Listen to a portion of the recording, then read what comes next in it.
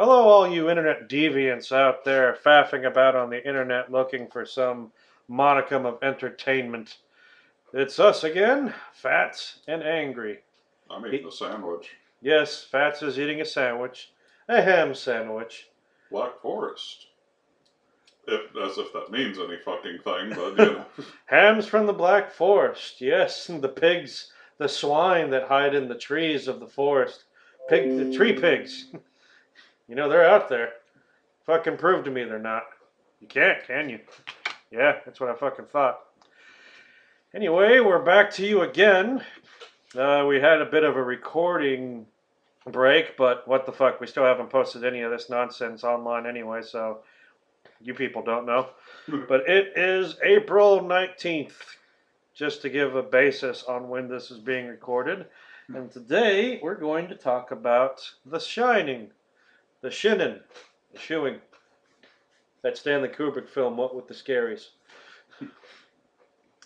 Yes. Well, I don't know about scary, but it was a Stanley Kubrick thing. Oh, come on. I'm sure it scared the shit out of people back in the day. But people back in the day didn't have spines because of polio and shit. It was made in 1980, not 1905. Perspective, man. Well, anyway, I'm a bit of ashamed to say that The Shining was one of those major motion pictures that I had never actually seen. It's one of those things where they'd always show it on TV, but I could never fucking catch it from the beginning, and I don't like watching movies I've not seen from the fucking middle or the end. I'd rather watch them from the beginning.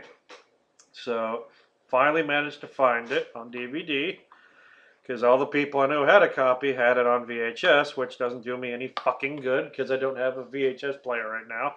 Or at least not one that I'm aware of where the fuck it happens to be. And so I finally got the chance to watch it. Now, I also wanted to see it because they make a big fucking reference to it in Ready Player One, which I got to see some time ago. And yeah, if you've seen that, yeah, it's like a giant fucking movie homage, smack dab in the middle of that movie. I think they could have done a better job with that. It's not a bad point in the movie. I just think that it lingers a bit too long on that one subject. But anyway, it's because of that movie that Walmart was taking all the movie references from Ready Player One and putting all those movies on sale, which is how I was able to pick up The Shining. So, The Shining, Stanley Kubrick, 1980. Horror movie. Yep. Nuts. When was the first time you saw this one, Fats?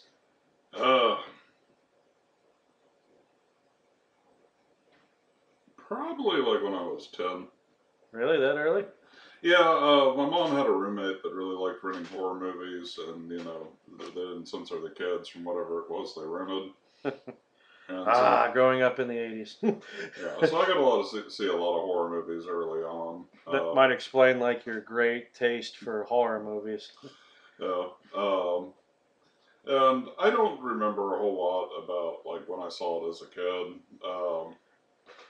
I think I mostly found it boring, but Oh yeah, it takes a while to get where it's going. yeah. Now, Well, and even like all the scary scenes, other than like the elevator or blood, are pretty damn subtle. Um, yeah, it's more of a psychological horror than like it's definitely not like a slasher. Jack Nicholson is no Jason Voorhees. He is no Michael Myers. He's not even a Pinhead, really. Pinhead is a different class of villain. Yeah, you wouldn't really want to like. He's not really a slasher. Yet he's often like compared to like the other slasher greats like Freddy Krueger, Jason Voorhees, Michael Myers, Leatherface, and stuff like that. Yet he doesn't hardly ever do like any killing himself. In fact, you don't ever see him like really killing anyone until like what, the third movie? Oh no, he kills Uncle Frank in the first one. He fills him full of chains and tears him apart. But you very rarely see him do anything hands on. It's usually through like his chains. And, It's also like, why the fuck do I gotta get my hands dirty? Like, I got minions for this shit. I'm too busy and rich for this nonsense. Yeah, like he rarely even like makes gestures for the chains to come and attack. They just sort of start happening. So, Well, this is going on now. Hope you enjoy it. welcome to Chains. Taste the chain, I told him again and again, long after he was capable of tasting anything. The new one, he rips an angel apart with chains. Always with the chains, that guy. Needs to get some new material. But so, going back to The Shining, so as a kid, you thought it was a bit boring. Yeah. As an adult, I understand the psychological horror behind it. Unfortunately, Like that cherry's already been popped. well, that and just the pacing and the tone of the movie. Sometimes I just find it more silly than anything else. It's a real easy movie for me to make fun of, and typically with horror movies, I can sit back and enjoy the campiness of it without saying anything. Shining, I kind of have to build up this wall of defense. Now, The Shining is one of those major motion pictures that, once again, I'd never seen it all the way through up to this point. But it's like E.T. or The Wizard of Oz, you know? Those are movies that you could have never fucking seen any of that movie, like, you know, actually sit down and watching the movie. And still got a pretty good idea. You know exactly what the fuck's gonna go on. Those things have been spoofed the fucking back. I mean, like, The Simpsons did a whole Treehouse of Horror that hit all the major story beats of The Shining. I've seen The Shining, like, alluded to or referenced in hundreds of different things. It's just like, it's one of those things where you can't get away from it, you know? It's like everyone's seen it or heard about it at some point or another. So, needless to say, going into the movie, I knew exactly what was going to fucking happen. Now, we're going to talk about the movie. There's going to be spoilers, but just like I mentioned, if you know what The Shining is, if you've ever fucking heard of The Shining, you know what the fuck happened. So, to be spoiled by this is really fucking silly. Besides, once the DVD is released, you no longer get a spoiler buffer. Well, I don't know. I don't think that works like on just released to DVD movies, you know, like. No, I don't care. Once it's on DVD, you no longer get a spoiler buffer. Well, maybe we'll have to agree to that, just as a general rule here on Fat and Angry. So anyway, like, the movie starts off with like a long fucking shot of just like Jack Nicholson driving a fucking VW Beetle up along a mountain path towards the titular Overlook Hotel, where he goes in for a job interview to be a caretaker for the hotel.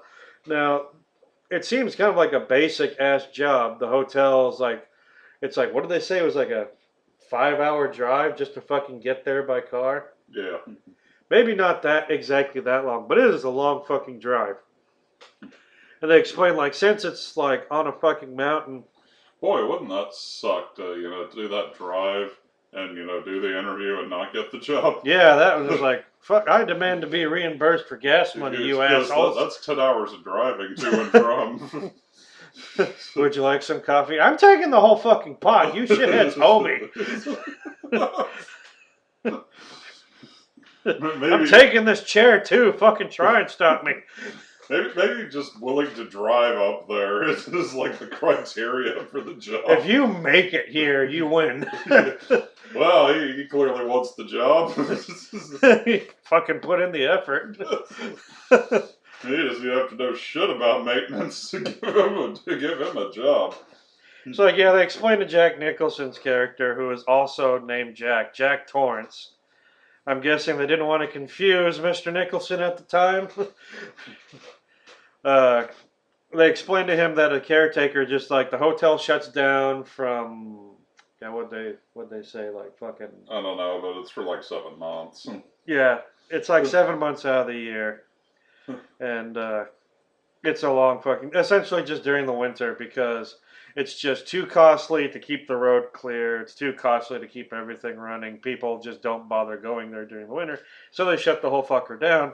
And they need someone to stay there to like run the boiler, make sure that if like the snow like knocks in a window or like busts in a door or caves in a part of the roof, that there's somebody there to like fucking hammer and nails that shit back together.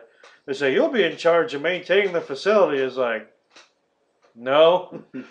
It's like, keeping the boilers running, make sure the place doesn't burn to the ground. Yeah, I could see myself doing that. Like going out like on a fucking ladder, climbing up like a fucking 4-story hotel, like during a fucking like up in the mountains where there's like where like when it snows, they show it fucking snows. Like the events of the movie happen like a month and a week after the hotel closes down. Like a month and 2 weeks. So like what? Like 6 weeks altogether? Something like that. Like 5 or 6 weeks is when like shit goes down in the movie. And so there's already a fuck ton of snow. It's like, could you imagine this thing like in the dead of fucking winter? It's like you'd have to be climbing out of the fucking attic of this place just to get above the snow. So like, the idea of like having to climb up and like fucking repair like roofs and shit on this thing, no, not for me. I don't have those kind of carpenter skills. I don't know about you. I'd fake it. I put masking and duct tape on this thing to simulate where a roof would be. Well, I mean, as long as you can fake it good enough that they don't notice anything, then I think a gaping fucking hole and like rooms filled with snow would be a dead giveaway. well, that's different than putting a tile back together. I'd like stuff a mattress up there or something. Where do all our mattresses go? It's funny you should mention that. We had a bad winter this year. I sent them to be washed. You should get them back in a couple months. Maybe. Well, where'd you send them off? Shh, no questions. Just give me my money. Just give me my money and my cream of wheat. It's the only food I left you. I want it. Didn't have time to eat it all.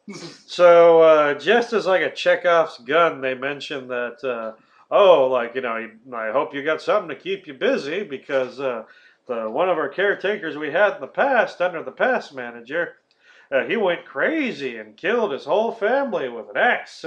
And then he blew his brains out with a shotgun. It's like, oh, well, that's fun.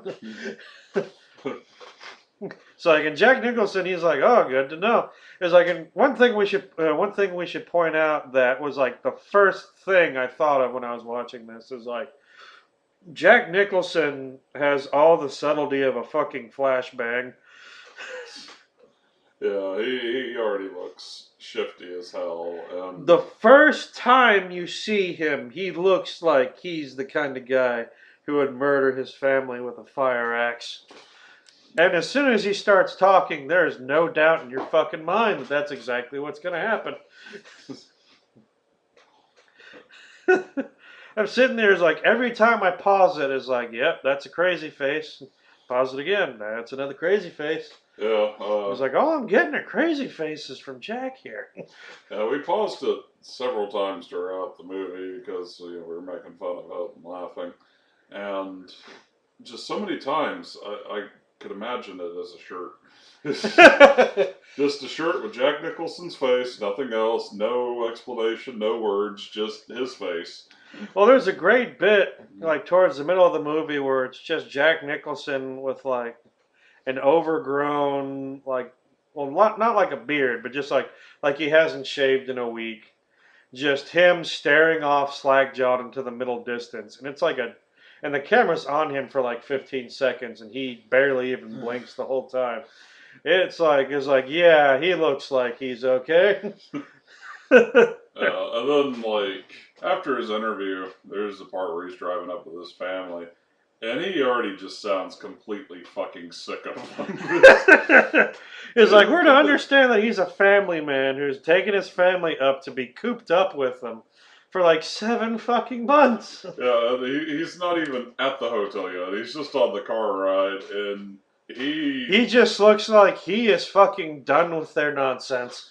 Yeah. They haven't said 2 words to him, and he is already sick of them. It's like, I'm cooped up in a car with these assholes for 5 hours, and I already want to just like open I just want to open the door and kick him the fuck out of this car while I'm going along this sketchy mountain path in my car at highway speeds. Yeah, like they're talking about how, like, once again, like another Chekhov's gun, they're talking about how, because it's set in Colorado. They mentioned that they're from Boulder, and so they're probably like this hotel looks like it's somewhere like out in the fucking boonies. It's on a goddamn mountain, so Lord knows exactly where it is. But I'm sure there's like movie buffs that can give you the fucking like Google Map coordinates to see exactly where that fucking hotel should be. I don't fucking know, and I'm not gonna look it up because I'm too lazy. I think they say it somewhere in the movie, but I can't remember the exact details. Yeah, this movie's also pretty long. It's 2 hours 20 minutes. We had to watch it in 2 sittings because we ran out of time the first time we were watching it. And again, like I should have expected as much. It's a Stanley Kubrick film. He's not exactly known for doing quick, like 90-minute popcorn flicks. Well, Moon Landing was the shortest film he ever did. Shut up. We're not gonna fucking condone this on here. Sarcasm. I believe the moon. You better fucking believe the moon. It's like you can go outside and look at it right now. It's fucking there. I believe astronauts pooed on the moon. And then took that poo and flung it at each other. Couldn't do that. They would have depressurized their suits and died. I think their suits are advanced enough to eject poo. Well, you can think all you want. Doesn't mean it's true. But so anyway, so yeah, like they're talking about how, like, isn't this where the Donner Party was? And like Jack Nicholson, he's got a wife and he's got his kid Danny. And like it's like, what's the Donner Party? So they explain to the kid what the Donner Party was, and they talk about the cannibalism. And it's like, like the mother's like, oh, it's like, we shouldn't be talking about this around him. And Danny's like, don't worry, I know about cannibalism. I saw it. I heard about it on the television. I love Jack Nicholson's reaction. Once again, just looking fed up with his fucking family. He's like, did you hear that? He heard about it on the television. That's all right. It's like, wow, just like not even fucking remotely passing off as like a good Christian family man. This guy, he looks like a fucking bomb just ready to go. And so, like, before this point, we're introduced to his wife and his son Danny, and it's explained that his son Danny has episodes, like seizures and blackouts and shit like that. He doesn't remember what happens. And it's explained that the first time he started having these episodes was after an instance where his father got drunk and grabbed Danny's arm and yanked him so hard that it yanked his arm out of the socket. And they had to take Danny to the hospital. And after that, apparently he started developing issues. He's got an imaginary friend. He says it's a little boy that lives in his stomach, and it sometimes comes out into his mouth. And he refers to it by like making a stupid voice while curling his index finger on his hand near his mouth. Yeah. And it's just... There are so many times I want to break that finger. Yeah, it's just... I don't know if that was in the book. I haven't read the book. I don't know shit about the book. I'm probably going to have to pick up a copy of it and read it eventually. Just so, like, I've read other Read a book, motherfucker. I read a lot of fucking books. It's like, I've read a lot of Stephen King stuff, but The Shining was not one of them. So, yeah, it's like, it's just, oh, God, I can't stand those scenes, because, like, the voice he uses is just, it's like a little kid trying to do a creepy voice, and it sucks. It's not good. But, oh well. It's a young kid actor. You got to give him, like, some slack for that. No, you don't. They have child actors that are functional. Well, apparently there was a drought of them back in 1980. Well, they just needed to motivate them by setting them on fire. You're always trying to set children on fire. What is wrong with you? Nothing. So, children need to be set on fire. Builds character. Worked for me. Well, that explains all the scars. Now, and so they're explaining, like, oh, like sometimes he sees things, he gets visions and whatnot. And so they explain that Jack used to drink. He hasn't drank since this incident, which has been over 3 years. So Jack gets the job. He takes his family. They go up to the Overlook Hotel the day that it's closing down. And they're given a tour of the facilities and whatnot. And one of the people they meet is a black cook by the name of Scatman Crothers. Oh, no, that's not his name in the movie, but that's the actor. It's Scatman Crothers. We know him as, it was like I grew up listening to him as the voice of Hong Kong Phooey. Yeah, And also, both you and me remember him as Jazz from the original Transformers TV show and also the movie. And so it's weird to put like that voice to a face, though it looks fitting on him. He does look like a guy who used to do music back in the day. He's got a very sing-song voice, and he's constantly moving, like always talking. He does a pretty good role in this one. He does. I think he does a good job for his role, but apparently he's able to telepathically communicate with Danny. And so he pulls Danny aside and he explains to him, like, oh, you have what my grandmother used to call the shining. It's like, we shine. Like, we're different from other people. We can, like, they can sometimes, like, feel things better than other people. And they can communicate with each other without moving their lips. But sometimes that can be a bad thing because places can sometimes have the shine. And it's not always a good thing. So he kind of warns the kid. He's like, hey, look, like this place has got its own shine. Don't be scared. It's just images. None of it can actually hurt you. It's like pictures in a book, he explains. It says, for one thing, there's a room, 237. You stay the fuck out of that room. You stay the fuck away from that room. You do not fuck around in that room. There's nothing in that room, but stay the fuck out of it. It's like even the kid's like, like he didn't even tell the kid. The kid just picks up on it. It's like, what happened in room 237? It's like, oh, you don't need to worry about that. It's like, are you scared of 237? It's like, oh, no, I'm not scared of it, but seriously, don't go near it. Don't touch it. Don't even look at it. Which, yeah, you don't tell that to a kid because they're not going to listen. It's like you show a kid candy, you tell the kid how sweet the candy is, and you tell him he can't have any. What do you think that kid's going to want to do? Yeah, it's going to want to shove the candy up his ass. Well, probably the other way, but So, and so like it immediately jump cuts to 1 month later, and it's explained that one of the reasons Jack wants the job is because he wants to be a writer. Something Stephen King loves doing in his stuff is that there's always a fucking writer in his stories. And it was like one of the characters became a writer. And Tommy Knocker's the main character and his lady friend are writers. And Langoliers. Langoliers, the guy who's like fucking like reading all the plot points, is like a science fiction writer. Well, no shit. The deduction is my bread and butter. Bullshit. You write fiction. It's science fiction. Shut up! It's still fiction. And so he wants to be a writer, but he's getting frustrated because apparently he can't get any ideas. And so there's a point in the movie where he's trying to type up on a typewriter, and his wife Wendy shows up to give him some food, and he gets all fucking bent out of shape. It's like, you hear? It's like, when you interrupt me, I can't concentrate. I have to start over. If you hear me typing, you hear that typing sound, you leave me the fuck alone. If you see me in this room and you don't hear typing, you leave me the fuck alone. You don't come in here if I'm in here. It's like, yeah, he seems like he's taking to the isolation well.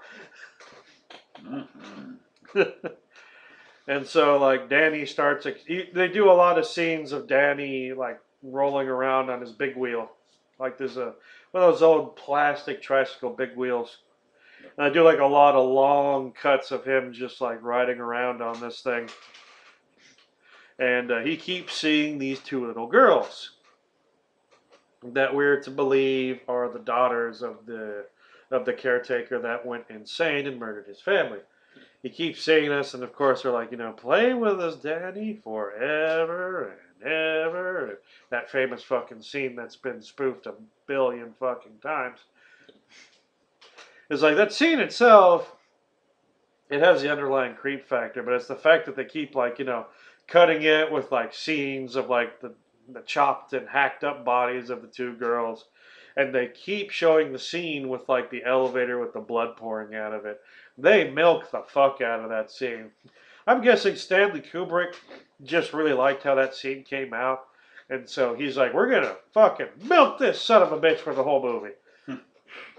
They even have it in the trailer. In fact, it's the only thing they have in the trailer. Yeah, but by the time the scene actually happens, you're bored of it.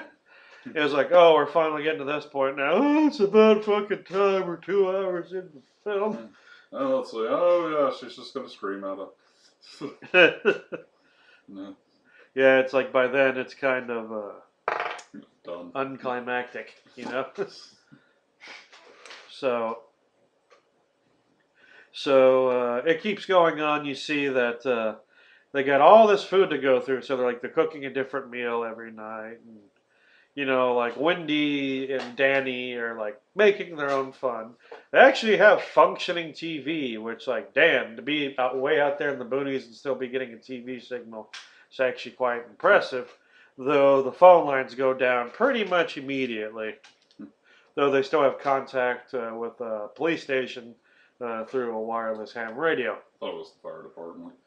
Fire department, rangers, whatever they are. Some form of authority that has a department that can dispatch people to their assistance in case of an emergency. So. Wow, you milk that sentence like that blood scene.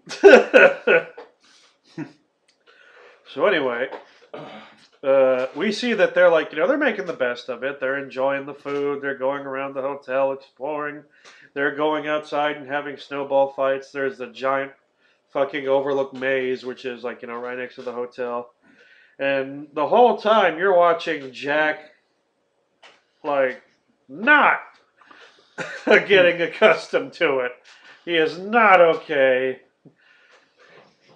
And like we mentioned, there's no subtlety to this. None. It's you knew from the get-go that Jack Nicholson was going to go fucking apeshit crazy on his family in this movie.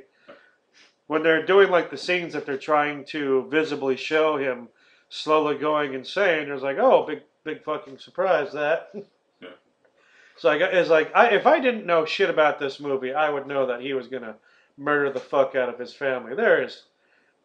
Jack Nicholson is not a subtle man when it comes to being a psychopath. No. He's got that face. He's got the peaked eyebrows. He's got that widow's peak, so he always looks angry like fucking Vegeta from Dragon Ball Z.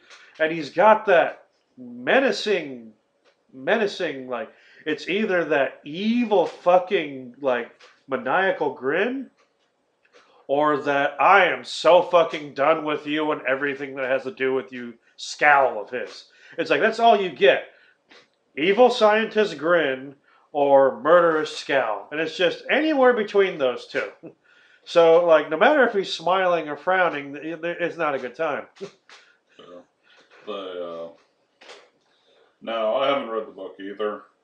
So, I don't know if he was portrayed correctly in the film or not, but yeah, there's never a doubt in your mind that he's a fucking lunatic.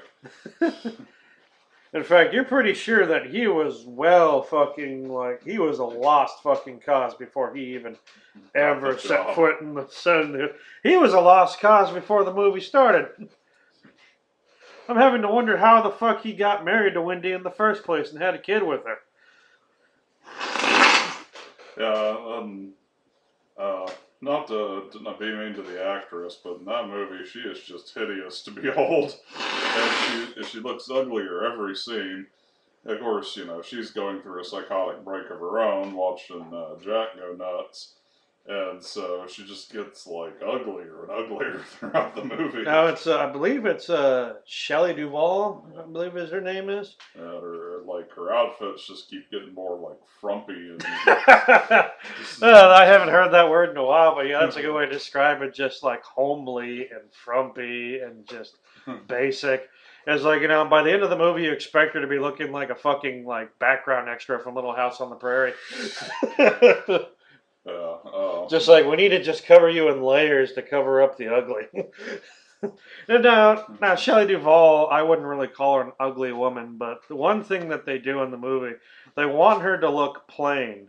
And that's a problem I have with a lot of modern movies. Like for example, like the biggest example I can think of in modern movie history is Twilight. Because from what I've never read any of those goddamn books. But from what I understand, one of the reasons that the books became so goddamn popular with girls was because in the book, the main like female character that the book revolves around is described as being homely, boring looking, like none of the adjectives they used to describe her are like positive. It's like frumpy would have been one of the things they used to describe her face. Not her clothing, her face. So that's why, like, she's completely enthralled with, like, this fucking disco ball vampire and this shirtless Native American wolf dude. It's because, like, why is, like, these two fucking hotties from the high school want to have anything to do with this girl when she's about as appealing as a fucking, like, Pinto. Not the horse, the car. Well, to be fair, sexy wolf boy is sexy. No, I never called him that. I just called him a shirtless Native American wolf boy. Sexy shirtless Native American wolf boy. Oh no! Well, that's how it's like the other girls at the school. I mean, he's no Jeff Goldblum in Jurassic Park. Showing off his oily, greasy pecs. This is the most important scene in Jurassic Park. I love how it's become a meme, like that one animation of like what Grant lying on his chest with the Triceratops. I love that. I love how like they actually like I've seen talk shows where they've actually shown that to Jeff Goldblum. And it's like, have you seen the picture? He's like, yes, please don't show. We're going to show you the picture, please don't. And there's the picture. Yep, that's the picture. It's like I'm pretty sure he cannot fucking leave the house without someone showing him that fucking picture. It's sort of like Harrison Ford in Star Wars, It's like he comes like, hey, Mr. Solo, I will pay you all of my money for you to go away. I want to fly a plane. Not a new plane. I want an old plane. God, they were so fucking mean to him on Family Guy. I remember seeing him on this one talk show, and they show a clip from the Star Wars Holiday Special, and it's like, he didn't even like doing the actual Star Wars films. When you see him get stabbed by Kylo Ren, you can see legitimately in his face, not Han Solo, but Harrison Ford's face, I'm free. I'm finally free from Star Wars.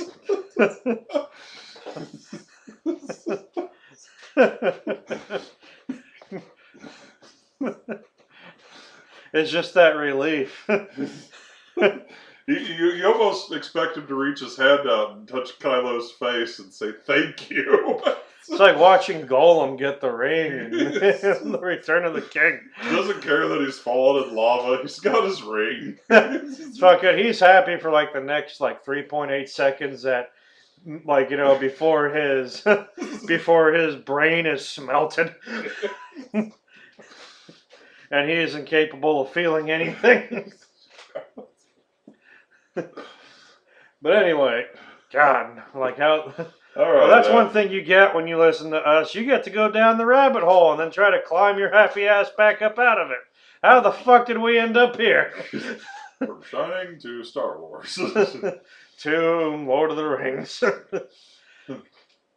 So we were actually discussing, like, who would have been a better actor for this for the role of Jack Torrance than Jack Nicholson. And one of the things that we came up with was fuck, I forgot his name. What the Michael Keaton was Michael Keaton, that's who he is. Yeah, because Michael Keaton has a way of looking bored, and I've seen him in family movies, and he does a decent job of looking like a family man. And then he's got roles like Beetlejuice, or, you know. I saw him in A Midsummer's Night's Dream. I didn't get to see the whole movie because we were watching it for like an English course in middle school or high school. I don't exactly remember. It all kind of blends in together, public education. Or like if you've seen the new Spider-Man, there's scenes where, you know, he goes from being like a happy-go-lucky family man, a businessman, to fucking chilling. And yeah, he is a very good actor that people do not give enough credit to. I bought a copy of Birdman. I still haven't watched it. That's something we're going to have to sit down and watch.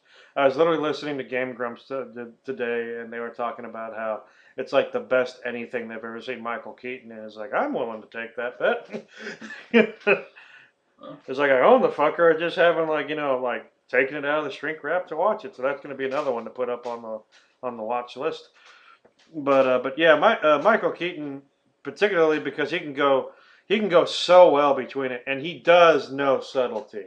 Yeah. He does know subtlety and nuance, and that's really what the role of Jack Torrance really was missing from this. Now, I don't know. Maybe that's what Stanley Kubrick wanted. Maybe Stanley Kubrick wanted there to be like no fucking hint that shit was gonna go south from like minute one of this movie. Maybe. It's like we're done with the title crawl in the beginning, and there's the killer. He's walking through the lobby now. You can tell it's him. There's no doubt. Which is kind of weird because like Stanley Kubrick usually prided himself on being like thought provoking and stuff, but in this one there's just nothing to think about. You're just inevitably waiting for him to pop.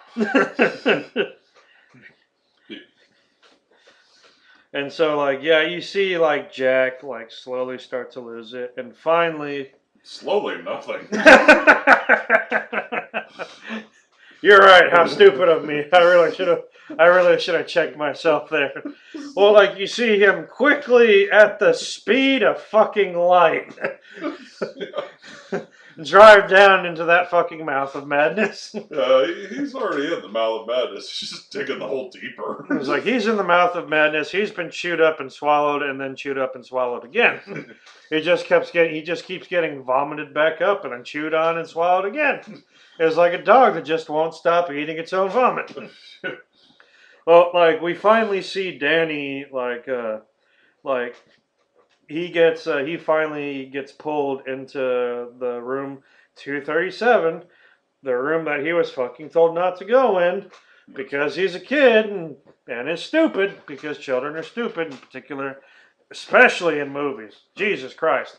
I have seen some dumb fucking children in movies. If you don't believe me, watch 28 Weeks Later. Jesus fucking Christ, those two kids, the dumbest fucking children ever to walk this goddamn earth. Dumber than Walmart? Yeah. Wow. What, you've seen that movie. You know exactly what the fuck I'm talking about. I haven't seen 28 Weeks. I've seen 28 Days. Now, I like 28 Days Later. Not the best infection movie ever, but it was entertaining. And it had some neat ideas. I particularly like the guy who, put that wall of shopping carts in front of his... Well, like, yeah, he was, like, on the upper level of, like, of an apartment complex, and, like, he just filled, like, the first 2 floors of the stairwell, the only way to get up, with just shopping carts, so that anyone trying to get up would be damn well fucking harried. But, like, yeah, it's like, but 28 Weeks Later, like, it also had a couple of interesting ideas. I did not like that movie. There's a couple of kids in that movie. Jesus fucking Christ. That's going to have to be, if we ever do, like, an episode on just stupid as fuck children in movies, that's going to be one of them. They're going to be the fucking poster children for that goddamn movie study. Jesus Christ. We're going to have to show you that thing just so you can see how fucking mindlessly brain dead these two kids are. Like people, a lot of fucking people die because of how fucking stupid they are. That is how fucking stupid they are. Their stupidity costs lives. A lot of them. Anyway, Danny does not do what Scatman Crothers told him to fucking do, and he fucking wanders into room 237. He goes into the happy room. While this is going on, Wendy hears Jack, who was falling asleep at his typewriter, start having a really fucking bad nightmare. She wakes him up, and he is just inconsolable. He is just confused and just shocked. He's talking about like it is the worst nightmare he's ever had in his whole life, the worst dream he's ever had. He says that he dreamt that he hacked up his wife and his kid with a fire axe. He says, I didn't just kill you, I hacked you up into little pieces.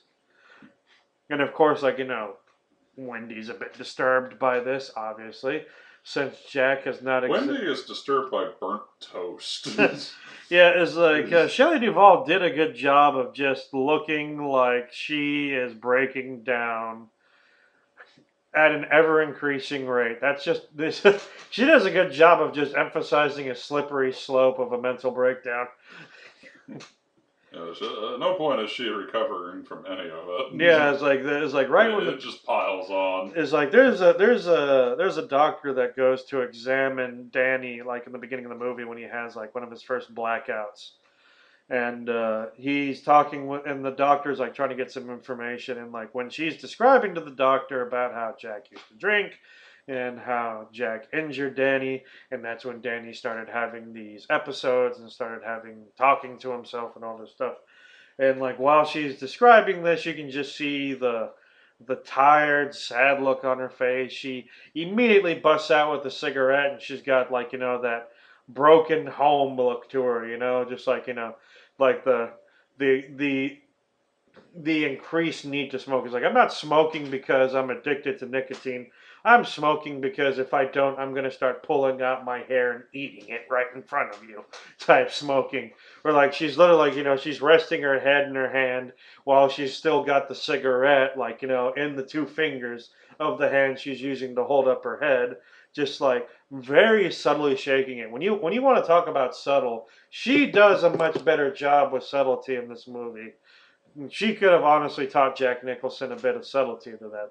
But once again, I don't know what the fuck Stanley Kubrick was trying for in this movie. But we'll have to watch it with the commentary sometime. I think he just really wanted to do the blood elevator. He fucking loved that blood elevator. More than half of the budget went to the blood elevator. He was going to use the blood elevator. So like, she, while she's dealing with Jack having, like, talking about his nightmare, she sees Danny wander into the room.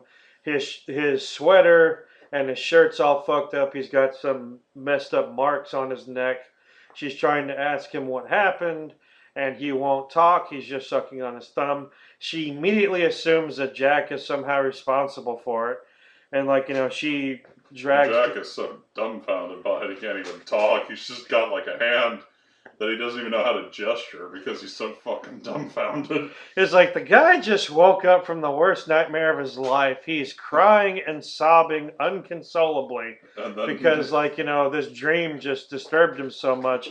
And now, like, his kid's got, like, strangle marks on his neck, and his wife's screaming at him, calling him a son of a bitch and blaming him for it. He probably doesn't even really know where he is at that moment. And, like, that's good acting on Jack Nicholson's part when it shows him just the look of what the fuck on his face is astounding in that scene. Really good. Does a good job of that. It's just a look of just sheer confusion across his face. What slop is being piled in my life? What nonsense is this, and why are you screaming at me? You should be consoling me. Why are you screaming at me? So the next scene we see him, like, throwing a temper tantrum. He's wandering over to the main party hall. The gold room. Yeah, the gold room. And they show it, like, when he's being shown around, and they explain, like, oh, well, this is where we would normally keep our bar. but all of the alcohol is removed from the premises when they shut down for insurance reasons. I'm sure. And we've already know that Jack was a violent alcoholic and who's been on the wagon for 3 years and who's been going increasingly insane. And to emphasize that, we show him sitting down at a bar.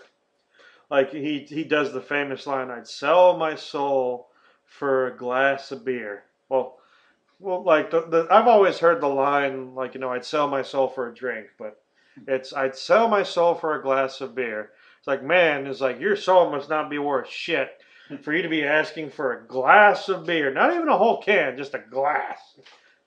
It's like you are It's not desperate. even specifying, they might give him some Pabst Blue Ribbon. Goes great with the taste of eggs. Fuck, they could really just fuck with him and give him like O'Doul's. There, with this like shitty piss water beer without even the satisfaction of being able to get a buzz off of it. Here, Jack, your life has pretty much come to this point. Here's some O'Doul's. Go fuck yourself. So all of a sudden he's sitting there, and all of a sudden he opens his eyes, and he's just suddenly smiling, talking to God. What was the guy's name? Started with an L. I think it's Lloyd. Lloyd. It was Lloyd. It's like, hey, Lloyd, good to see you. Looks like it's a bit slow. And then we see this fucking ghoul behind the counter. Not the most ghoulish person I've ever seen, but he looks sketchy. I will say that. He does look unnatural. Yeah, like one of his ears is higher than the other. You pointed that out to me, and I'm like, yeah. Like for some reason, his left ear is lower than his right ear. It's like he looks sketchy. Like he smiles a little bit too much. Like, he knows something and he's not telling you, and I'm not okay with that. And so like suddenly there's a fully fucking stocked bar, and he's like, I kind of like how he does it. He's like, I got 2 20s and 2 10s in my pocket that I thought were gonna stay there till April. And so he says, "Oh, what would you like?" Says, "A bottle of whiskey, a glass, and some ice." You keep setting them up, and I'll keep knocking them down. And whenever Jack Nicholson's at the bar talking with Lloyd, that's when he really fucking shines. That's when Jack Nicholson gets to be Jack Nicholson. Just as that very enthusiastic acting that he has. Just really just pouring it all out right there in front of that camera.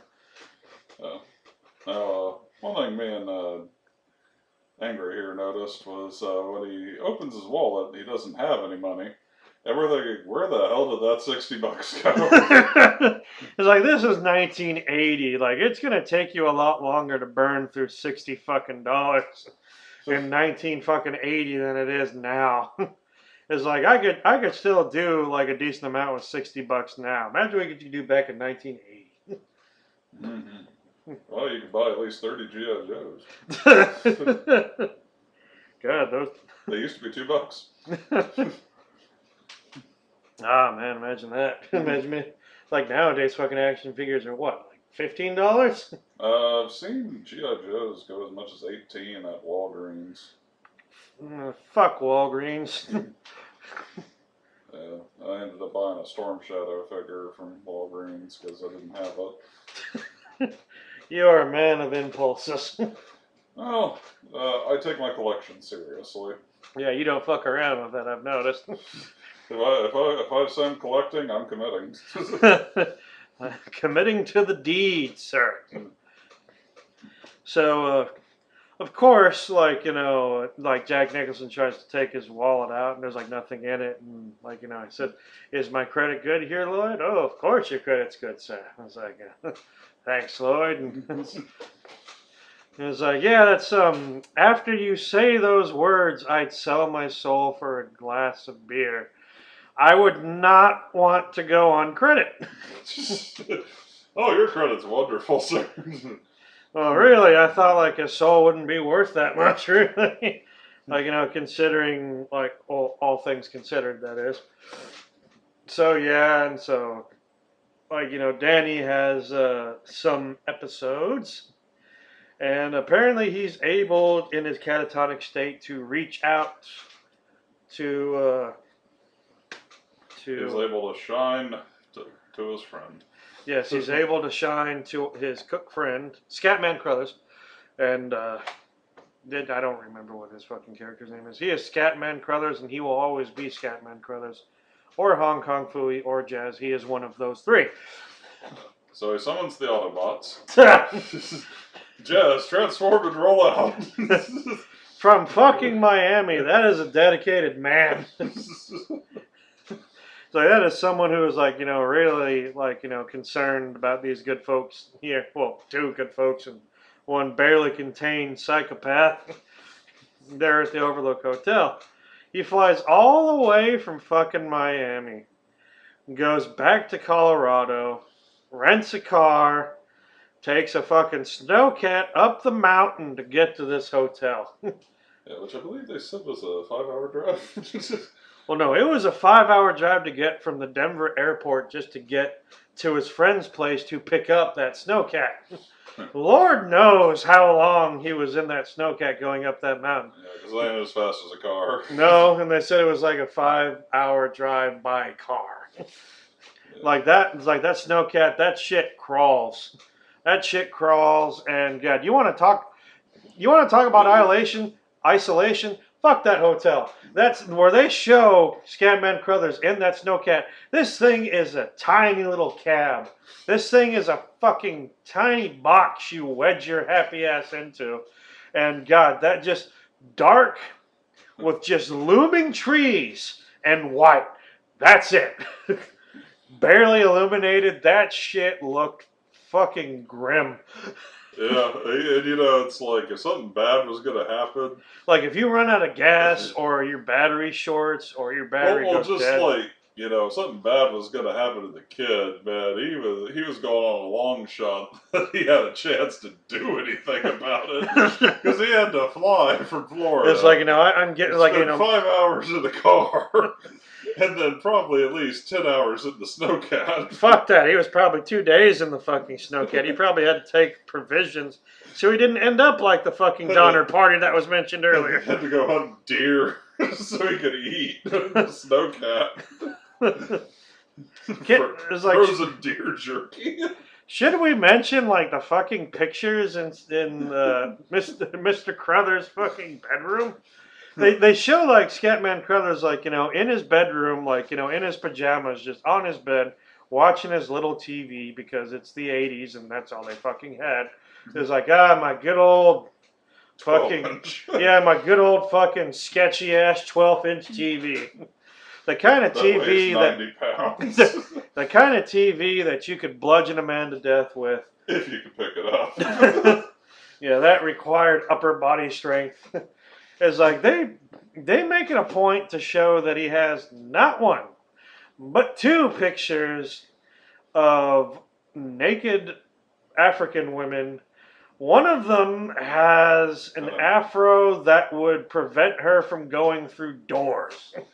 That's how big that fucking afro is. If you've ever seen that old Hanna-Barbera cartoon from the 70s where they took the Harlem Globetrotters and made them into superheroes, and like one of those dudes had like the giant afro that he could pull anything out of that fucking afro, like he could pull like a fucking 747 out of his afro. That's how fucking big the afro is on this woman in this picture. There's no way that shit was real, because it would not be able to support its own weight. That'd be like a 50-pound afro. You'd break your fucking neck. It's where she stores her pasta.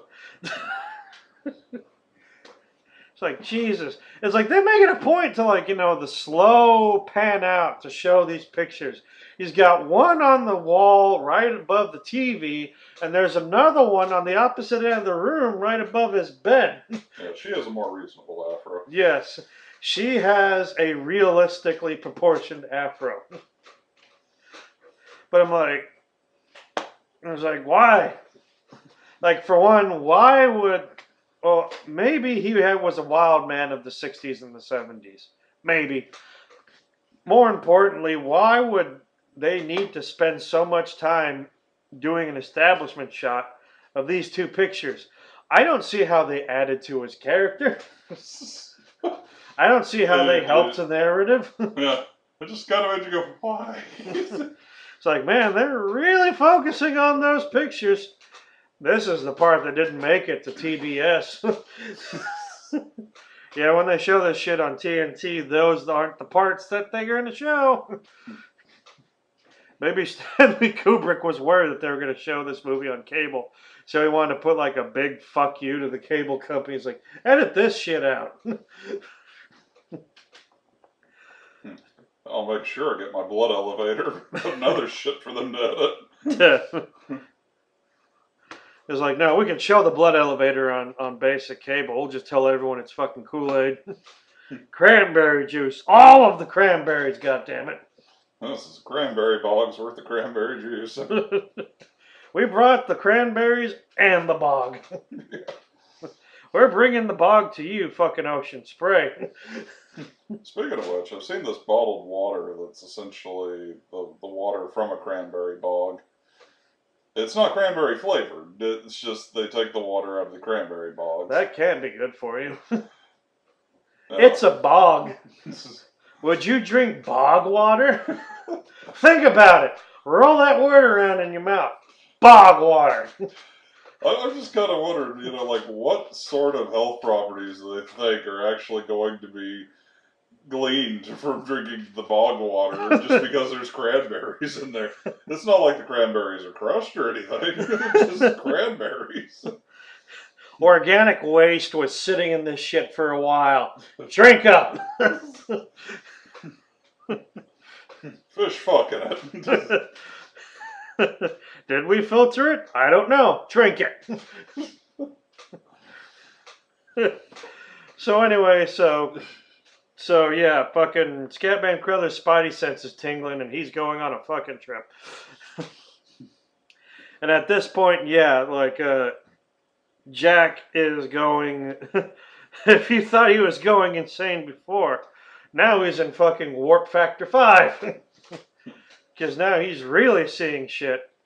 I mean, like, apparently Wendy realizes that Jack wasn't the one that ripped Danny's sweater, as if the fact that he was having a bad nightmare and was asleep in the main lobby while Danny was off on the second floor wasn't enough evidence that he didn't do this. Go figure. Yeah, apparently she gleans from Danny that it was room 237, so there's someone in there, there's a lady in there. So Jack goes into the room. And of course, this is another famous scene from the movie that I've seen parodied. And he goes in there, there's a naked woman with the pretty good bush in there. I mean, they don't really hide a lot. You don't see the bacon hanging from the curtains, but dude, it needed to be said. There's this was almost in the 70s. This was 1980. If this was the 70s, you would have seen some roast beef. I never get the roast beef reference when they're talking about a lady's lady parts. Roast beef does not look sexually attractive. No, it's not all lady parts look tight and compact and where they should be. But they don't look like roast beef. Some don't.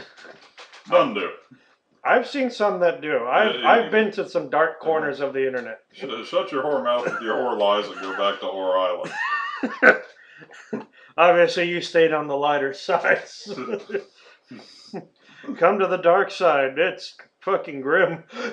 Dude, I have survived the early days of internet porn when you didn't know what the fuck you were going to get. You just hoped it was what the title said. And I have never seen anything that looks like roast beef. I have it. It was a bad time. Anyway, I have watched a lot of porn. A lot of porn. Too much porn for my own good. And I have yet to see roast beef. this will be a discussion for another time. But back to the point at hand. Quality conversations you get here on Fat and Angry. Back to the point at hand. Jack apparently thinks like, ooh, naked lady, I should go kiss her. Because yeah, Well, you know, why the fuck not? Well, when you look at Wendy, she's probably not putting out. Now you gotta go through like, you know, those multiple layers of like fucking heavy wool. It's like, do you always have to get all of your clothes from the Salvation Army? So you have to steal the clothes off the bums like you got at the Salvation Army. Fucking mugging the bums for your winter wardrobe. But This is my sexy lingerie. that really, is a really ancient lederhosen. So you know, like, Oh yes, I've always wanted to sleep with a drunken German lumberjack. watch her pull tree stumps out of the ground with her fucking teeth. She does have some teeth in this one. Big teeth. Yeah, Shelley Duvall had some teeth on her. You ever want to like really see them shine? Watch her play as Olive Oyl in the Popeye live-action film, which was around the same time, if I remember correctly. It was like 1980 or 1981, something like but that. she wasn't as ugly as Olive Oyl. Yeah, it was. Yeah, it's like this thing, like Olive Oyl, from what I've seen in the cartoons, was never depicted as an attractive woman. No, but I mean, like, Well, apparently she was attractive enough that she had like a one-eyed like sailor that suffered from a stroke, and like a heavily abusive like oaf of a man. Like he is the textbook definition of a lummox from the Ren and Stimpy show. Bluto, that is. That could be its own fucking topic, just talking about that show and like one of those old Popeye cartoons. But anyway, so like Jack kisses the woman. She turns into like some fucking old lady, like suffering from leprosy, and it is just bad times for all involved. yeah, especially the audience watching this leprous old lady charge nakedly. You know, not charge, but just like lecherously creep with like that cackling witch laugh, and just like God, they go back and forth in scenes. You see her like apparently like dead in the shower. You see her like looming at Jack. You see Jack like backing off in like a fit of disgust. You see the camera zooming in on her bush. Yeah, you see like a bag of expired clams. Not one, but plural. And you see Danny like having a seizure in his bedroom, and like you're seeing once again the fucking blood elevator. Just all these scenes just hitting your. This shit's all just flashing at your eye in your retinas like explosions in a Michael Bay movie. It is just bad times. So now we cut to Jack, like going back to the gold room, and now there's like a whole fucking party going on. He gets more booze, and this time he has money. I don't fucking know where he got it from. We didn't see him go to an ATM machine between the first and the second time. And, your money's no good here. He looks very sour about that. I like to know who's paying for my drink. Well, you don't need to know. Yeah, how would you put it? That's a dick you'll need to suck later. And he gets like a mimosa or something spilled on him, and he gets taken into the bathroom, like by Jeeves. He keeps referring to him. who was like trying to clean him up with like a wet towelette or something.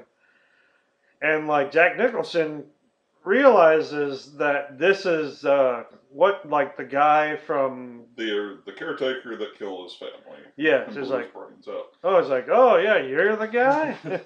You're the one that killed your family. Oh, I don't recall doing that. It's like, yes, you did. I saw the picture of you in the newspaper clippings.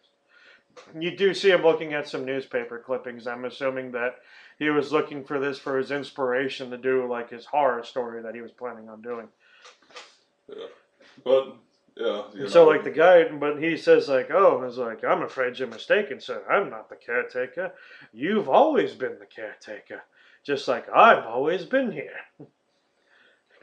And he talks about like, oh, your boy, he's so willful. He's calling out. And he uses a racial slur to describe Scatman Crothers. And then he calls him a cook. Yeah, it's like, oh, you can call him the N-word. That's not a big deal. You call him a cook. Oh, that's some fucking fighting words right there. It's like, like, oh, like an N-word's coming. That's no big deal. A cook? The fucking hell you say? It's time to beat my child. And like he literally says, it's like, oh, it's like, he's like, he's gonna like he's gonna try to put a stop to the hotel. We can't have that. And he explains why he killed his family. He's like, oh, when I was here, it's like my daughters, they didn't like the hotel. In fact, one of them got a book of matches and tried to burn the hotel down, so I had to correct her. And then when my wife tried to interrupt me, I had to correct her too. So we see why he went crazy and murdered his family. Apparently his daughter, one of his twin daughters, realized that shit was fucking wrong in this hotel. Tried to burn it down. The hotel reached out to him like he's reaching out to Jack through the hotel to try to protect itself to stop him. And so he murdered his family and then killed himself. And so now he's part of the hotel. He's always been here, like he says. So I guess so it's either we're led to believe, well, the main thing we're led to believe is that the hotel is at some sort of entity. It could be that it's like a living thing, because they do mention briefly like, oh, this used to all be like, Indian, like, territory.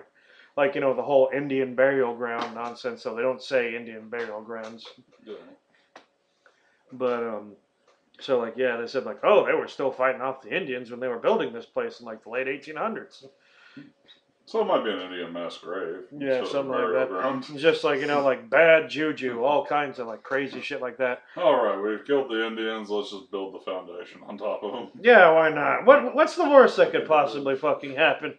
Nothing bad ever happens when you build shit on burial grounds, do they? Oh, that's just stuff and nonsense. No, it's not even a burial ground, it's just a mass grave. It's just a hole, really. What we chose to fill it with is none of your concern. Mind your business. Rent a room. You here to rent a room or you here to ask questions? Because the question booth is 5 miles down the mountain. So essentially at this point, the hotel is reaching out to Jack, telling him, like, hey, it's time for you to kill your family. It's that time. Finally at that time. Finally time to pay off for all that crazy you've been doing. So yeah, at this point, Danny gets really fucking annoying by speaking only in his imaginary friend voice. Yeah. And only saying red rum. Yeah, he keeps repeating red rum in like a very annoying way. Too long. Yeah. It's like a 5-minute scene of nothing but red rum. Red rum, red rum, red rum. It's like, shut the fuck up, God. It's like being at Walmart. But of course, like, they keep showing like red rum, like, drawn in red on a door. Any idiot can see that, like, you look at it backwards and it spells murder. Yeah, they do like half the letters backwards just to... So, like, really sell that shit. Murder. Oh, how ghastly. And honestly, it doesn't make any sense for when it comes up, because, like... He was like, I thought the kid was gonna wig out and try to stab his mother to death, but there's no payoff to it. Yeah. It's just red rum. It was like it didn't need to be there in my opinion. I guess they wanted like something that was a little bit extra creepy. I know, put murder backwards. That'll creep people out. It's like no, it's just kind of stupid. But there might have been more to it in the book, but again, yeah, it might have been like it's like we wasted so much time on the blood elevator. We couldn't flesh out the whole red rum part of the book. It wasn't as photogenic as the blood elevator was. So we see that while Danny's having his episode, Wendy decides that she's going to try to leave in the snowcat. And so she goes to confront Jack about it. And she sees Jack's typewriter there. And she's looking at it and it says like, all work and no play makes Jack a dull boy. It's typed over and over again with various typos and spelling errors. And she looks at like all the stuff that he's been typing up to this point. And there's like hundreds of pages. Yeah. And this point, I actually think they did a pretty good job because, and this is why it's considered to be like one of the scariest like parts of the whole damn movie. It's like she's looking at it, and like all of these pages for his book, it's all the same thing. It's just different ways of typing. Yeah, like some. There's like sometimes with like a question mark, sometimes all in all caps. But it's all like all work and no play makes Jack a dull boy over and over again. The way it's set up, sometimes it's just columns, sometimes it's groups of what look like paragraphs from a distance. That's the thing that I thought was actually quite interesting. Is like at the time, I could imagine someone looking at this is like if you were like trying to look into it, like if you like were kind of seeing that there might be something sketchy, and you tried to look at the pages. Like when the camera's like panning across there, from a distance, it looks like it would be parts of a book. It looks like paragraphs. Some of them look like a table of contents. Some of them look like a title page. But when you actually get to, when it zooms in enough where you can read it, you see it. It's just all the same thing. And yeah, one of the reasons I really wanted to see hundreds of pages of this. Yeah. Now, one of the reasons I wanted to see this is because I watched with another friend of ours. I watched. It was like the top. It's like TMC or like A&E's like top 100 scariest moments in movies, and then like another top 50 scariest moments in movies. And one of the and they interviewed like a bunch of actors and movie makers and stuff on this. And one of the ones that they talked about was The Shining, and they referenced the scene, and they did a pretty good job of summing it up. And they said what made this particular something just fell. What made this scene particularly scary, it was described, was the fact that it's not that you're trapped in a hotel all alone with a crazy person. It's that how long you've been trapped in a hotel while this person's been going progressively more and more crazy while you've been unaware of it. Yeah, he's been crazy and fermenting. Is like, now he's like well beyond like normal crazy. He is like into the advanced stages of batshit insane. Yeah. And so like, Jack like surprises her. It's like, what do you think? Do you like it? And like, he finally reveals to her, because she was too fucking oblivious to notice up to this point, that yeah, he's completely fucking gone. Yeah. And completely gone and completely sick of her shit. It's like, yeah, she's got a baseball bat just in case shit went south, and she's like freaking the fuck out. She does a pretty good job of acting out, just like having a complete fucking like breakdown. Is like, oh God, I'm in trouble. My son is in trouble. This is bad. This is really fucking bad. Don't hurt me. I'm not gonna hurt you. I'm just going to bash your fucking brains in. It's like I love the way they spoof this in The Simpsons, because like it's and that one it wasn't all work and no play. It was no beer, no TV makes Homer, and then it would just like ellipses, just ... And like all work and no booze and no TV makes Homer. And then Marge finishes, go insane, and Homer just bursts in, don't mind if I do.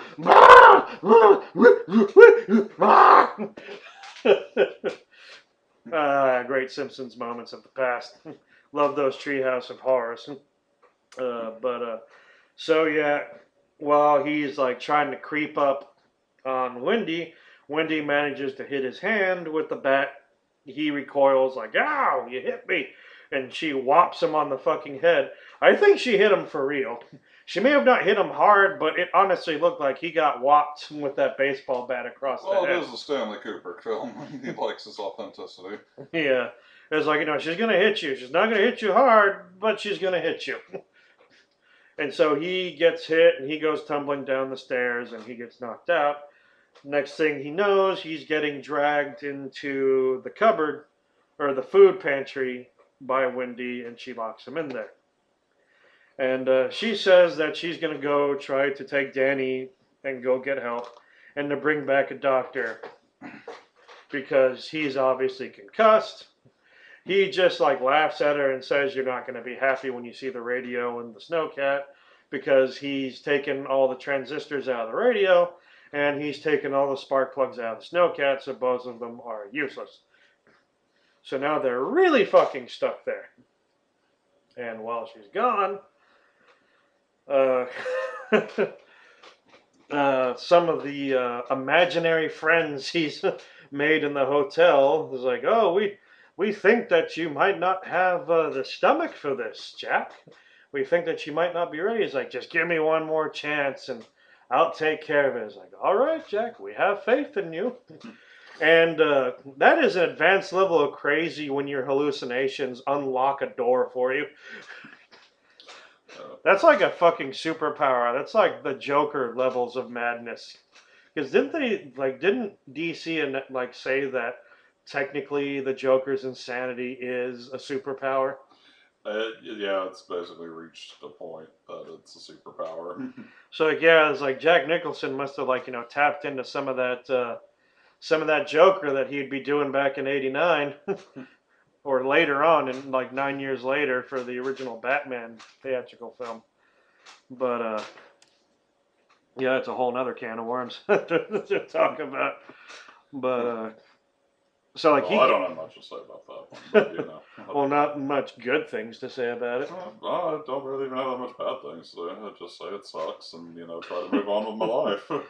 Well, so like Jack's imaginary friends let him out of the pantry. I like when they show him like he's rolled up, he's asleep, and like on like what appears to be a sack of potatoes with like an empty box of saltines, like a half-empty bottle of like some sort of like brown liquid. I'm guessing apple cider maybe.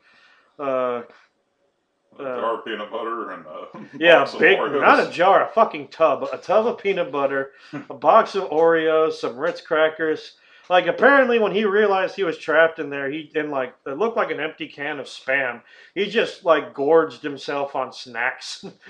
We were making comments. It's like like you're stuck in there, Jack. You're gonna have to tide yourself over by subsisting on like bottles of relish, and you're gonna have to drink the mustard for sustenance. Heave down that bottle of ketchup. Just gulp it down. Goes great with Oreos. It's like, didn't you say like the first thing you do is like you would take the Oreos and start dipping them in the peanut butter? Yeah. We're gonna have to try that now. We're gonna have to try that at some point. So he gets out. He immediately goes to the fire axe because why the fuck not? It's a good choice, huh? He dreamed about hacking up his family with an axe. Might as well follow through. And we get the famous scene of like Wendy locking the door and Jack chopping it down with the axe. Wendy like hides herself in the bathroom with Danny, shoves Danny out the window. He goes down like a big snowdrift to get out. She can't fit through the window because it's one of those bullshit hotel windows. It only opens halfway because it's bullshit. Fucking hate that nonsense. What's the point of having windows if you can't open them all the way? I think it's to prevent people from being like let in through the windows. Possibly, or from like skipping out through the windows. Yeah. I heard a joke years ago that it was from the Kennedys, because apparently like when they started doing that in hotel rooms is when the Kennedys started becoming a big deal. And like the joke was like that that John F. Kennedy, when he became president, his first decree was that they were going to seal up all the hotel windows around the nation because his family were extreme alcoholics and he didn't want them falling out of any hotel windows. That might be true. I haven't done the research. Prove it's not the case. Anyway, so yeah, she can't get out. He axes through the door, and as soon as he tries to unlock it from the other side, Wendy cuts up his hand. I just love how surprised and how upset he gets whenever she hits him with the bat. He's like, "Ow, you hit me!" And she cuts him with the knife. He's like, "Ow, you cut me!" He's like, "You're kind of threatening to murder the fuck out of her. That's the least." He's like, "Ow, she cut you." It's like, she's lucky she didn't stab your fucking eyes out when you were shoving your face through the crack saying, "Here's Johnny."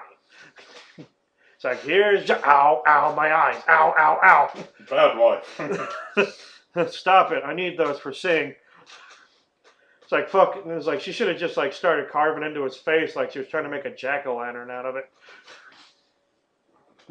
And here's the teeth, and this is where we're going to put the candle. We need to scoop out the seeds. I'm sure they've done that in a movie somewhere where they've turned a jack-o'-lantern out of someone's head. Oh, easily. They might have done that in Trick or Treat, I'm pretty sure, because that would be a missed opportunity if they didn't. So, so Scatman Crothers finally makes it up there in a snowcat after God knows how long. Huh. And immediately gets the shit murdered out of him by Jack Nicholson. He is just completely useless.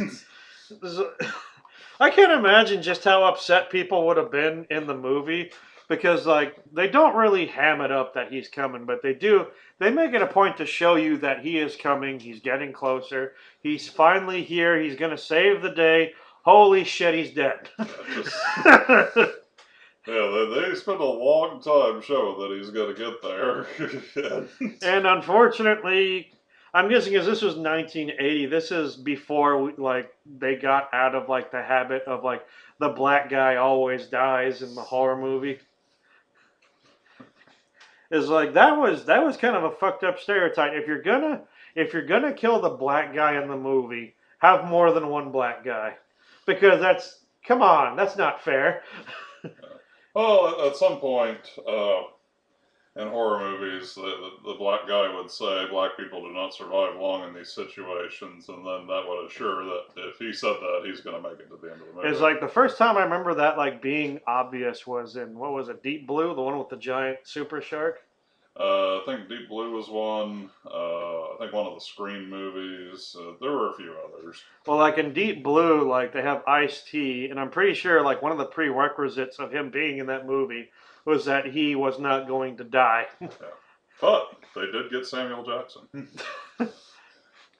Was he in that movie? Yes. I honestly don't remember in that movie. He's there's a point where everybody's scared, they don't know what to do, and he does this big motivational speech about how they're going to work together, and they're going to go out, and the shark just eats the shit out of him right in the middle of that speech. And it's what the thing is that upset me is not that Ice-T dies. Good on him. He made it out of that movie alive. He wasn't the only one, but he made it out of the movie alive. Finally, the black guy gets to live. But it's the fact that you see when everyone else gets attacked by the shark, it just fucking gobbles their shit up whole. It's just, nom, gone. But with Ice-T, he gets chewed on for 2 minutes. The thing chews on him like a fucking piece of bubble gum. And then spits him out. And then the next person that gets eaten is just, gone. That's it. yeah, It's was he wearing chainmail fucking suspenders or something? Did he have iron fucking pleated pants? I don't know. It didn't make sense that he got fucking chewed on for that long. And then the girl who dies immediately after, she just gets ripped limb from limb, done. Yeah, it's it's fucking quick too. She goes fast. It's I'm not saying he had to die. I'm saying a bit more, don't get him a bit fairer. It's don't have him get chewed up. Just make it so where he almost gets his shit eaten, but doesn't. Because it's hard to believe that he would get like fucking garbage disposal for a while and then spat out, while everyone else just like just go. Or like maybe he gets bit and then the shark gets shot before the shark can like really swallow, and so he gets spit out, something like that. Yeah, like like it's just about. It's like it's got him in its mouth, and before it can like bite down on him, it like gets killed, something like that. But anyway, so Scatman Crothers gets fucking hit in the chest with a fucking axe. Poor bastard was didn't want to see him go like that, but it's like I fucking knew it was going to happen. That's like one of the things that like had been spoofed 100 times. I remember in the Treehouse of Horror they had like groundskeeper Willie played the part of Scatman Crothers, and he gets axed. And so that's how I knew. It was like, well, it's like, oh, he's the guy that can do The Shining too. Oh, he's gonna die, and that's gonna suck. But oh well, we know it's coming. So then Danny, who just does a shit job of hiding, just a shit job of hiding. It's like he's trying to hide, and he gets found out, and then Jack chases him into the maze, and of course, like this is the big payoff for the maze, and of course Jack's like chasing after him, and then finally the kid like smartens up enough to he gets so far ahead of Jack that he has enough time to retrace his steps because Jack's following him by looking at his footprints in the snow. So he retraces his step, doubles back, and then hides in the hedge. So Jack just sees the footprints just stop at like an intersection. He gets confused and goes down just one random pathway. Kid books it back. Yeah, kid hauls ass and he's able to get out. And while this is going on, we see that Wendy, who's gotten out of her room because Jack left. Yeah, she finally starts getting to see the ghost and aberrations and stuff like that. Yeah, she sees. And the butler getting blown by a guy in a bear suit. Yeah, it's like not just a guy in a bear suit, but like it's like a giant onesie pajama with like the butt flap and the butt flaps down. It's just like it's bad enough you see him giving the guy the blowjob. It's like, but with the butt flap down. It wasn't until this time that I even noticed the butt flap was down. This is the first time I've. Well, that was like the first, because like the first thing you see is just like his back end. Yeah. And like I noticed the butt flaps down. Is like that's like a bare man ass right there, and not like a bare man ass, but like as in like it is an uncovered man's ass. That's actually the first time I noticed it, but and like they're looking at her like she's the asshole for like watching them do this. It's like, excuse me, privacy. It's like, oh, I'm sorry. I'm sorry that you left the fucking door open. And like the next thing she sees is just like this dude with like his head. I'm sure there's more explanation for it in the book if it's in the book. But if that wasn't in the book, what the fuck was that scene about? Stanley Kubrick, he's just like, I got a bear suit here, and like I got just a hankering for just like subtle man-on-man action. We're gonna do this. Yeah. Stanley Kubrick was known for destroying his props after a movie was done. I wonder what he did with the bear suit. That's probably in a vault somewhere in his estate. Just hasn't been unearthed yet. And then like the one I thought was like interesting was like the old dude with like in the suit with like his skull split open, blood going down his face, and just like raising a glass is like, wonderful party. Yeah, and then she gets to see the blood elevator. And like finally the blood elevator, which at that point it's been fucking done. Yeah, you already know the blood elevator. It's happened. And so like she comes out, finds the snowcat just in time to see Danny come running out of the maze. They jump in the snowcat and they fucking de-ass the area with quickness. Yeah, I assume they freeze to death because they've exhausted all their energy, so their body's going to struggle to keep warm, and 12 hours, no food, snowcat. I don't know. I was like, I like to assume they're both dead because I didn't like those characters.